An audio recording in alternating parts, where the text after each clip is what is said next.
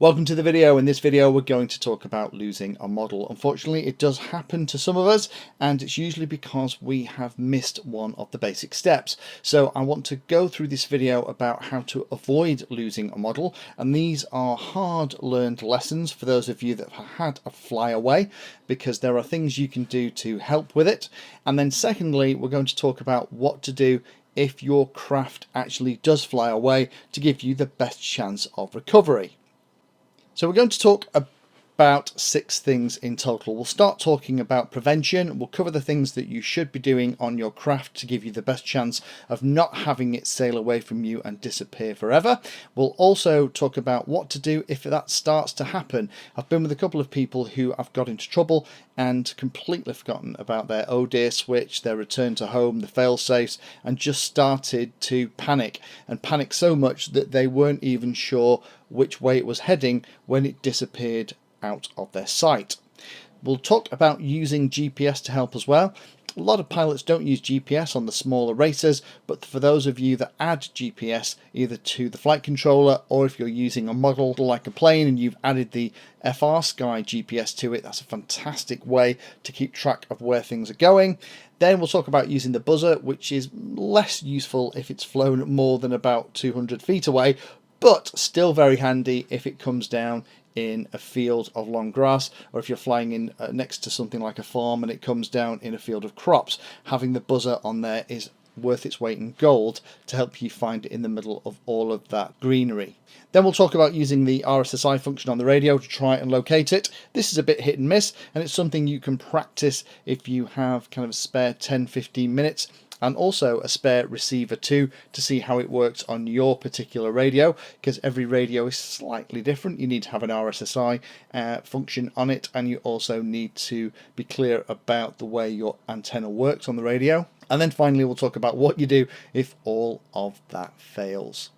So one of the reasons we're doing this is a gentleman posted the comment on the channel, and Brendan, this one's for you. I honestly thought I had something like this on the channel already, but we have done a video about what it's like to crash and what you need to do and to think about if you crash, but I thought we'd done something like this, but I can't find the video. So here is a new one to cover it with the latest information, because we've only just recently been playing with things like the FreeSky GPS bits and pieces as well.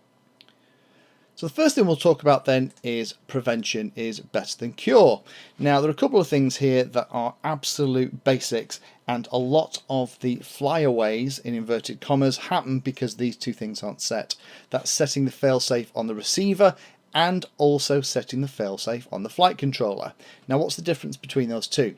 Well, the failsafe on the receiver is to protect your craft against a problem with the receiver hearing the radio, and if the receiver loses the connection to the radio, then it outputs a predetermined set of pulses or no pulses at all. So a lot of the receivers that we have in the hobby these days will remember the positions of the controls when you bound the receiver. Some of the more sophisticated stuff on the FrSky Taranis OpenTX systems, you can actually set the individual levels for each of the channels, so that if the receiver loses connection with the radio, it outputs that value.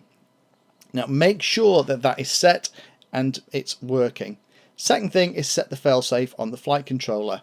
The difference between this and the first one is the first one protects you from the radio link breaking between the radio and the receiver. This protects you from a link breaking between the receiver and the flight controller. Maybe the servo cable that you're using for SBus or PPM has fallen out with vibration, or something's happened, or maybe one of the connections has failed, or it's a dry joint or something. Make sure that both of those are working, and do test them without your props on. Arm the motors, get them running to kind of 30-40%, then turn the radio off. What should happen is those motors should stop. If they don't stop, then go back and check your fail-safes, because a lot of cases, particularly with subscribers who are getting into trouble, when I'm talking to them about the problem, it turns out that they haven't got the receiver with fail-safe, or they had one and didn't set it up because they didn't think they needed to for this little test flight, and that's always when this tends to happen and this thing flies away from them. Do write your details on the model. Write your name, write your phone number. A lot of people have a problem with this and say, oh no, I'm not doing that. What happens if it flies away and hits a car? You know, they're going to be onto me to pay for the repairs. Yes, they are. You're responsible. Do put your details on the model. If you're flying in a place where you wouldn't want somebody picking up the model and knowing it's yours and being able to contact you, then I think you need to take a really hard think about where it is you're flying and make sure you're far enough away from people, pets and property. In reality, a lot of times if something is recovered and there's a phone number on it, you will get a phone call and there's a much better chance of you getting the vehicle back. Do add distinguishing marks to your model. There are loads of things that appear on eBay that are found drones in inverted commas, things like Texumo, wings, little quads, all kind of stuff. If it's found by somebody that's not into remote control, they'll usually put up a couple of flyers. If you're lucky, they might ask neighbours if they know anyone locally who flies these things, and once they've done that, they'll stick it on eBay. These things look very similar. Make sure there's some distinguishing marks on there so you can spot it if you spot it on eBay and know it's yours and contact the person selling it. And finally, going back to the point I made before regarding putting your details on the model, do fly in places where there's less chance of a problem. If you are flying near built-up areas, you will get into problems an awful lot faster than if you're not. The 2.4 gigahertz radio systems that we're using really needs a line of sight in order to maintain a good radio connection. If your drone or quad or wing or whatever it is you're flying drops below or goes behind a building or a sufficiently meaty tree, then your radio connection might be affected, and in that case you don't want your drone just flying on. Next thing we'll talk about then is what to do if it happens.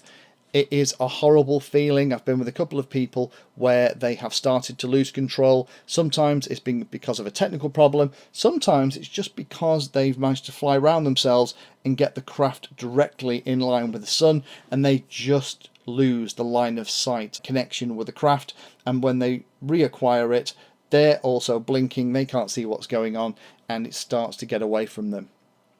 First of all is remember that you have an oh dear switch. If you have a switch that disarms the craft or that puts it into GPS return to home mode, make sure that you're flicking it. I would use the same switch every single time on every model. That way it's an instinctive reaction. I'm an ex-remote control helicopter pilot, and I always have throttle hold in the top right hand corner of my Spectrum DX7. So that is the one I always put my oh dear switch onto, because that's the one when something looks like it's about to go really bad that I immediately grab hold of, and it's just how I've been trained. So I would set that up on your model and make sure that you pull it. I've had quite a few people who have set up return to homes and done all those bits and pieces, and in the emotions of the moment have forgotten about that switch until it's already disappeared over the tops of the trees and they're losing connection. If both don't work, do take your time and watch which way that it is flying. If it is a connection with the radio that's lost and the failsafe hasn't kicked in, either because it wasn't set or something's gone really wrong with the flight controller, then keep an eye on the way it's leaving. The majority of times where I've helped people try and recover a quad, they have underestimated both the direction and also the height and distance that the quad has carried. In one instance, the quad went an additional 700 yards from where the pilot thought it had come down, and typically it was in the middle of a small wooded area that was overgrown with ferns, so we only found one part of it, the rest of it was never recovered. So stay calm and make sure that you're clear on the heading before you set off after it. Do take your radio with you. We'll talk about why in a second, but particularly with things like planes, if it has a buzzer on it, you want to be able to access the buzzer to give you auditory information about where the craft is, but also you could use tricks like the RSSI to try and find it, or maybe even sound buzzers or activate control surfaces, and you might be able to hear that in that wooded area that we talked about before. Having the buzzer on the craft would have allowed us to find the rest of it. Next thing we'll talk about then is using GPS to help. Now there's loads of options here for GPS. We've looked at them on the channel. We've added them to the NAS A32. We've set up Clean Flight, put them on Seriously Pro F3s, added them to APMs, Pix Hawks, CC3D Revolutions, CC3Ds, all kinds of stuff. Having a GPS is really, really handy, because if you can access the last GPS coordinates that you received, either on the radio, on your on-screen display or telemetry readout, that will give you a much better idea of where it was and which way it was going when you lost it. If you're really lucky, and I had one of these where my goggles started to fog up, so I just dumped the throttle and it dropped into some long grass. By having the GPS coordinates, we could just walk out and pick it up out the grass without having to even sound the buzzer. So they're very useful for things like this. Not only are they useful to find the craft, but they're also useful to do things like the return to home function with an APM, a Pixhawk. That's great. You can flick the oh dear switch and the thing will fly back to you. That's a nice safety net for those of you that are newer to the hobby that want that peace of mind.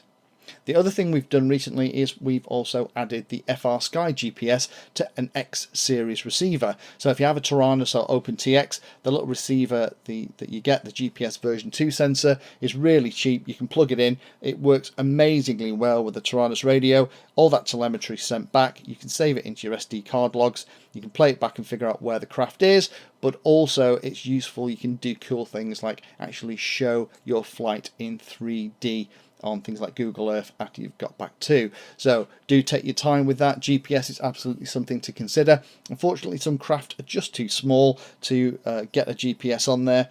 That's when things like the buzzer comes in handy. Buzzer, we've set these up on lots of different models as well.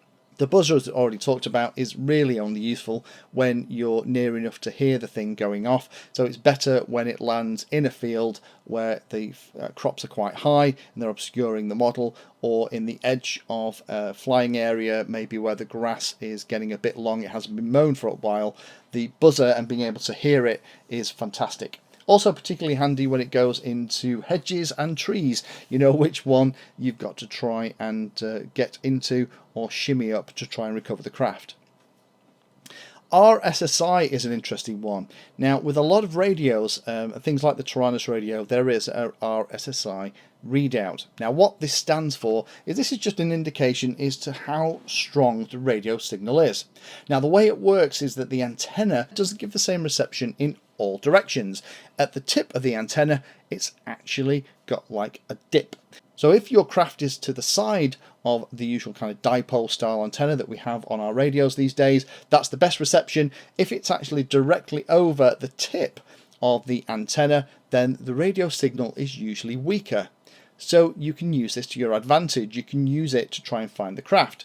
So what you need to do is straighten out your antenna and then sweep around in 180 degrees towards the area where the craft went down, and what you're looking for is you're looking for the RSSI value to drop slightly, and then you're setting off in the direction that the antenna was pointing when you saw that RSSI drop. Now, it is a little bit interesting. You might have to do this several times as you get towards the craft. Once you're close enough, then you can potentially activate the buzzer. It does rely on the craft having power, just like the buzzer does, just like the GPS did, really.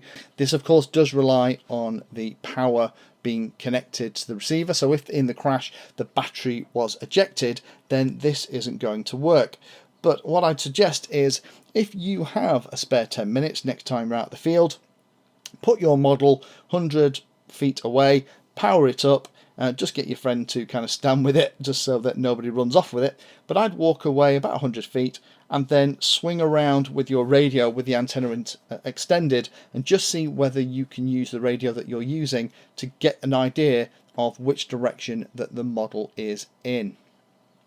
And then finally, if all that doesn't work, then I'm afraid it's the very long walk of shame. It's setting out on the direction that it took off in and knocking on doors and seeing if anyone's seen it, potentially putting things up on the local Facebooks or sticking stuff on lampposts.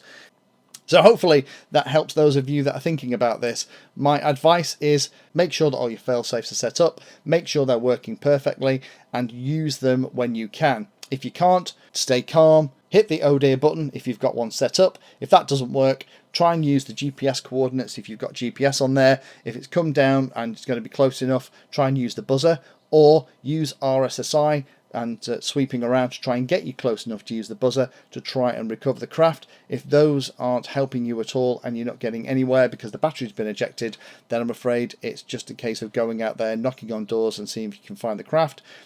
And if all this fails, then hopefully having your name and phone number written on the craft will mean that you'll get it back.